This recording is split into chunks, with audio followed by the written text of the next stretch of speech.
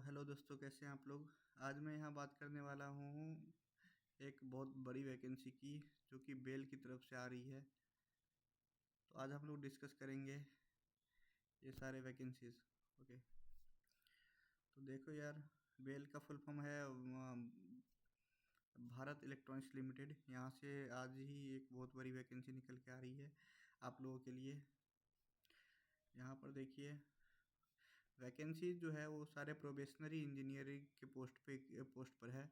Probationary engineering electronics के लिए 175 post, mechanical के लिए 109 पोस्ट, कंप्यूटर साइंस वालों के लिए 42 पोस्ट और इलेक्ट्रिकल्स के लिए 14 पोस्ट। यहाँ पे जो बेसिक पे है वो 40,000 है। और यहाँ पे जो 3% लिखा हुआ है, इसका मतलब है कि आपको पर ईयर 3% का बेसिक पे में इंक्रीमेंट मिलेगा। और इतना ही नहीं दोस्तों, इतना ही नहीं, बल्कि आपको in addition to the basic pay selected candidates will get DA. आपको डीए भी मिलेगा, एचआरए भी मिलेगा, और वो कन्वीनियंस अलाउंस भी मिलेगा, और परफॉर्मेंस रिलेटेड पे भी मिलेगा, और वो मेडिकल रिम्बर्समेंट, आप जो भी हेल्थ में आपका खर्च होगा उसका आपको पैसा वापस मिल जाएगा। तो ये सारी आपको फैसिलिटीज़ मिलने वाली है। तो ये बेल की बहुत बड़ी वैकेंसी है दोस्तों, आप लोग इसमें अप्लाई कर सकते हैं। इसके बाद एक चीज़ और यहाँ पे लिखा है, ये एक बुरी खबर है उन लोगों के लिए जो लोग फ्रेशर्स हैं, क्योंकि यहाँ पे बता रखा है कि 25 ईयर्स होना चाहिए, ये 1/10/2025 तक। तो जो लोग इस डेट तक अगर 25 साल के हो गए हैं, ये फॉर्म उन्हीं के लिए है। जो लोग कम उम्र के हैं उनके लिए ये वैकेंसीज़ आई थिंक आप लोग एलिजिबल नहीं होंगे, क्योंकि इसमें एज की डिमांड वो लोग ज़्यादा कर रहे हैं। ओके, तो नेक्स्ट हम लोग चलते हैं। नेक्स्ट हमारा हो गया कि जितने भी ये हमारे इलेक्ट्रॉनिक्स के लिए पोस्ट्स हैं, उनमें ये सारे ब्रांचेज एलिजिबल है। अगर आप इन सब ब्रांचों में से कोई दूसरे ब्रांच से हो तो आप इलेक्ट्रॉनिक्स पोस्ट के लिए एलिजिबल नहीं हो। उसके बाद यहाँ पे मैकेनिकल ब्रांच के लिए सिर्फ मैकेनिकल इंजीनियरिंग है। मैकेनिकल के अलावा आपका अगर कोई और ब्रांच है तो आप उसमें एलिजिबल नहीं है। यहाँ पे देख लीजिए, ये कंप्यूटर साइंस के लिए, तो कंप्यूटर साइंस वालों के लिए कंप्यूटर साइंस और यही एलिजिबल है। अगर आप किसी दूसरे ब्रांच से हैं तो आप एलिजिबल नहीं हैं। उसके बाद प्रोबेशनरी इंजीनियर इलेक्ट्रिकल वालों के लिए में इलेक्ट्रिकल या ट्रिपल ई ब्रांच होना चाहिए तो आप एलिजिबल हैं, अदरवाइज आप एलिजिबल नहीं हैं। तो नेक्स्ट हम लोग चलते हैं रिजर्वेशन पे। यहाँ पे देखिए टोटल नंबर ऑफ़ वैकेंसीज़ में यहाँ पे यूआर के लिए 139 रिजर्व है, ओबीसी के लिए 91, ईडब्ल्यूएस के लिए 34, टोटल 340 पोस्ट है सारे ब्रांचेस को एकुमुलेट करके। अब यहाँ पे आपकी प्रोबेशन इंजीनियर के लिए क्राइटेरिया होने वाली है, एलिजिबिलिटी क्राइटेरिया। वो आपको बोल रहा है कि first class in BTech graduate AICT approved होना चाहिए कॉलेजेस और सारे ब्रांचेज में, जो कि मैंने आपको पहले मेंशन कर दिया है। एज क्राइटेरिया तो मैंने आप लोगों को बता ही दिया कि अगर आप 25 साल के नहीं हो रहे हैं 1/10/2025 तक, तो आप इस पे एलिजिबल नहीं हैं, अदरवाइज आप अप्लाई कर सकते हैं। तो यहाँ पे और कास्ट के लिए रिलैक्सेशन भी दिया गया है दोस्तों। ये आप लोगों के लिए एक बड़ी बात हो सकती है कि जो भी अगर ओबीसी कैटेगरी से बिलोंग करते हैं, जो भी अगर ओबीसी कैटेगरी से बिलोंग करते हैं उनको 3 इयर्स का रिलैक्सेशन दिया गया है। जो SC ST से हैं उनको 5 इयर्स का रिलैक्सेशन दिया गया है। उसके बाद हम और भी चीज़ों की बात कर लेते हैं। और नंबर ऑफ़ पोस्ट हमने पहले डिस्कस कर लिया है, 340 वैकेंसीज है टोटल। 340 वैकेंसीज है, उसमें 175 इलेक्ट्रॉनिक्स की, 109 मैकेनिकल की। दोस्तों ये 175 जो इलेक्ट्रॉनिक्स की वैकेंसी है ये कम नहीं होती है, बहुत ज़्यादा है। आप लोगों को बस एक सीट चाहिए, 175 वैकेंसीज बहुत ज़्यादा होती हैं। आप लोग प्लीज़ इसमें अप्लाई कीजिए। मैकेनिकल भी बहुत सारी सीट है। मैकेनिकल को फादर ऑफ इंजीनियरिंग कहा जाता है, लेकिन मैकेनिकल की सीट्स बहुत सारे वैकेंसीज़ में हम लोग नहीं देख पाते हैं, लेकिन यहाँ पे बहुत बड़ी नंबर्स में वैकेंसीज़ आई है, तो आप लोग अप्लाई करें। और अगर आपको जॉब चाहिए तो आपको करना ही पड़ेगा। अगर प्लेस ऑफ पोस्टिंग में आप देख सकते हैं, यहाँ पे सिर्फ एक ही प्लेस पे पोस्टिंग नहीं है। यहाँ पे देखिए, आपका प्लेस ऑफ पोस्टिंग में बेंगलोर हो सकता है, गाज़ियाबाद हो सकता है, महाराष्ट्र हो सकता है, हैदराबाद हो सकता है, तेलंगाना, तमिलनाडु, आंध्र प्रदेश, महाराष्ट्र, उत्तराखंड।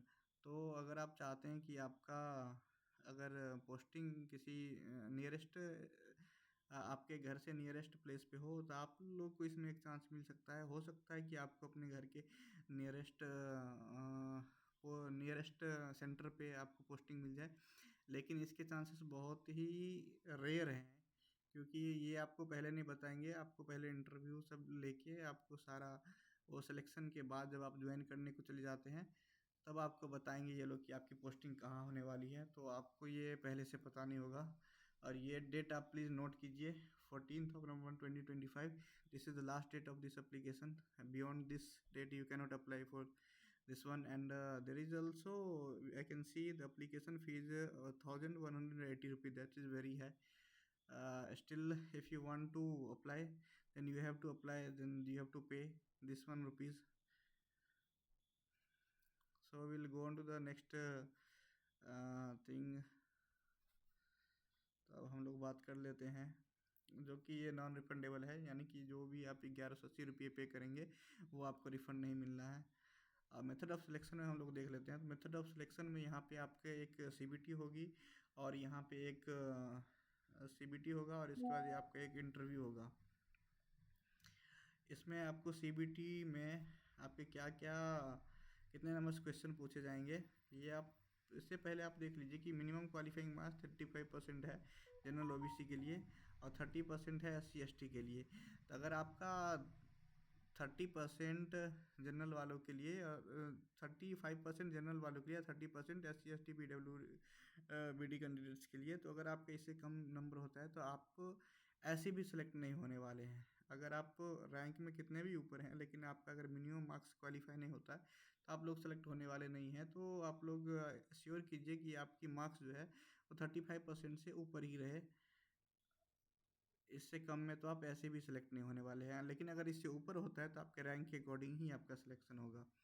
और यहाँ पर एक चीज़ और है कि 1:5, मतलब अगर आप CBT पास कर जाते हैं तो आपको इंटरव्यू के लिए मतलब एक सीट पे 5 लोगों को बुलाया जाएगा।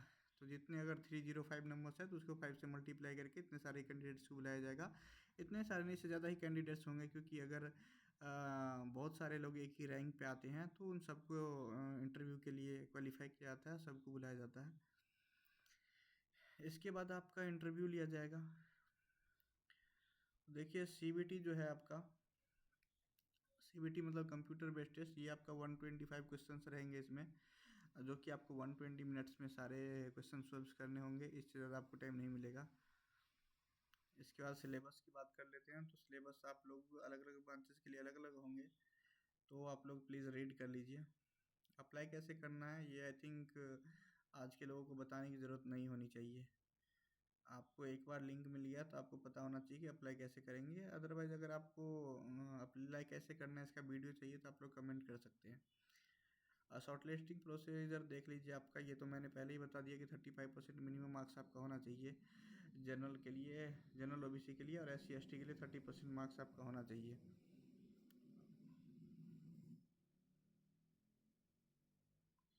इसके बाद जनरल कंडीशंस में ये लोग आप लोग रीड कर सकते हैं। यहाँ पे देख लीजिए, ये कुछ सिक्योरिटी डिपॉजिट है आई थिंक। सर्विस एग्रीमेंट आपको 2 लाख रुपये करना पड़ेगा, अगर मतलब आप इसके 2 साल का सर्विस बॉन्ड है इसमें। अगर आप 2 साल से पहले अगर इसको छोड़ के जा रहे हैं तो आपको ये 2 लाख का जो है वो बॉन्ड देना पड़ेगा उन लोगों को एज अ पेनल्टी। और इसके बाद आगे हम लोग बढ़ जाते हैं दोस्तों। अप्लाई कैसे करना है ये तो आप लोगों को पता ही होना चाहिए। यहाँ पे एप्लीकेशन स्टार्ट हो रहा है, ये 24/10 से, यानी कि कल से स्टार्ट होने वाली है। और आप ये पेमेंट का लास्ट डेट ये है।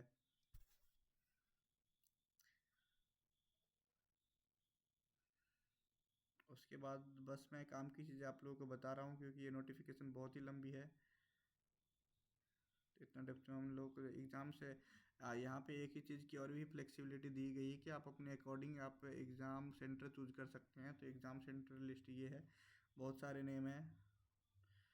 आई कंफर्म दैट आपका जो नियरेस्ट प्लेस होगा ये इसमें मेंशन ही होगा, तो आप अपने ईज़ ऑफ रीचमेंट के अकॉर्डिंग ही ये सेलेक्ट करें अपना एग्जामिनेशन सेंटर। तो दोस्तों ये थी आज की बेल की बहुत ही तगड़ी वैकेंसी।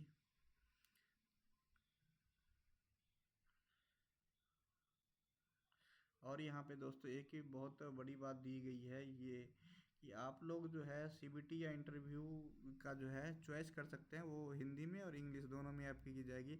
बहुत सारे जो मेरे फ्रेंड्स हैं वो लोग पूछते रहते हैं क्या कि इंटरव्यू हम लोग इंग्लिश में कैसे देंगे, तो उन लोगों के लिए अच्छा है कि आप लोग यहाँ पे हिंदी में भी इंटरव्यू दे सकते हैं। ये बहुत अच्छी बात है यहाँ की। ओके, तो दोस्तों बेल की बहुत ही तगड़ी वैकेंसी, बहुत ही अच्छी वैकेंसी आपके लिए है। वैसे भी इंजीनियरिंग में सीट इतनी कम आती हैं, तो प्लीज़ आप लोग अप्लाई कीजिए और जॉब लीजिए। Okay, thank you.